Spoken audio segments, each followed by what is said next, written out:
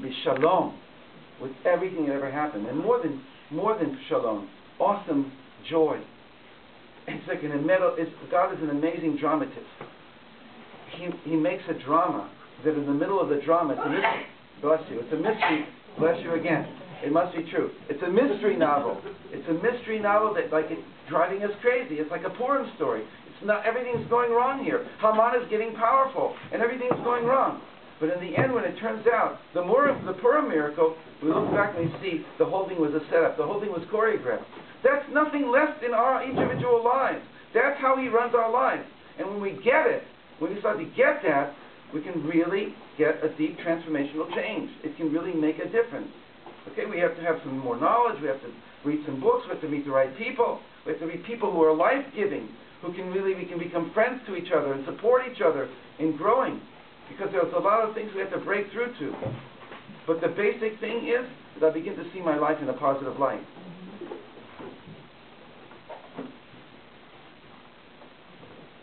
To make peace with who I am. Yeah, even the things that I'm not so good in. Even the things that I sort of don't like myself for. That I was given those things in order to become better than I could have ever been if I hadn't had those things. And I'll say it again. I was given those parts of myself. I was saddled with those parts of myself that brought me down, and I did things, etc., so that when eventually I will come to my shleimut, when I'll come to my fullness, God willing soon, each one of us, then we'll realize that we can be better now for having had that, for having gone through that, for having suffered through that, than we could have ever been otherwise. And it comes to me to say that this is the secret of what's called in the Haggadah Shel Pesach, V'Yaakov Yarad Anus Al Pi HaDibur. Yaakov Avinu went down to Mitzrayim, Anus Al Pi HaDibur. He was forced to go down to Egypt. Because in order to get to Eretz Yisrael, you have to go into Egypt, into the Mitzrayim, into the hard parts, into the double binds, into the place where everything seems to be against you. And then the work you do there, that allows you to come to Eretz Yisrael. Whereas Esav didn't have to go to Mitzrayim, and Esav will never get Eretz Yisrael. He might try, he might want to, he might manipulate, which he's doing now, and try and undermine Yaakov. Right? But he won't get it, because Yaakov goes into the depths of the pain of this world, of the existential condition of this world, Mitzrayim. And Jews are known to be manic-depressive. Manic-depressive. Manic-depressive. Right? That's Mitzrayim. Right? And you feel good sometimes, but then on the other hand, it brings you down. That's where the Jew finds Hashem.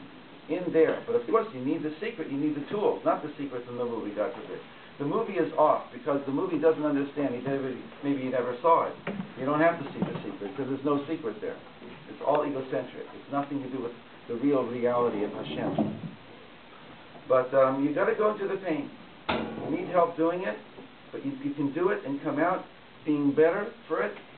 And it works on a historical level also, when we'll see that this whole drama, when it comes to its final end, Mashiach should come soon and revive all of us from our sleep and our amnesia. And we'll look back and understand how everything had to happen. And it was an amazing drama. Everything was tikkun. So I want to say more. That's for the next set.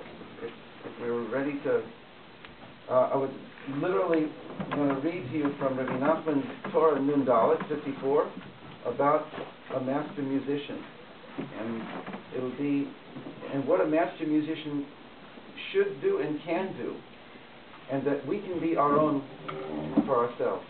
So that's the next part of what I want to share with you. And a few other things that will come up, and anybody who wants to, of course, ask or clarify, that's also important.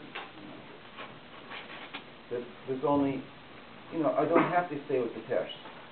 The subject itself is already developing. I hope that it's already becoming meaningful to you. What I want to take it is that what Rabbi Nachman has a deep insight. He was himself, I don't want to say manic-depressive, but he went up to the highest heights, and he also knew the depths of the depths. The Chabad also, he had premonitions, the Chabad about World War II. He would go into a deep depression. They would bring kids in and sing. And after a half hour, he'd say, "Oh, you're singing." He'd come out of it. "Thank you so much." it's not a simple thing to be able to be happy all the time. It's not possible, basically.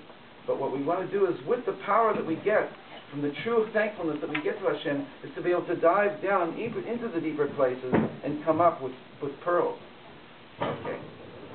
Let's go for the next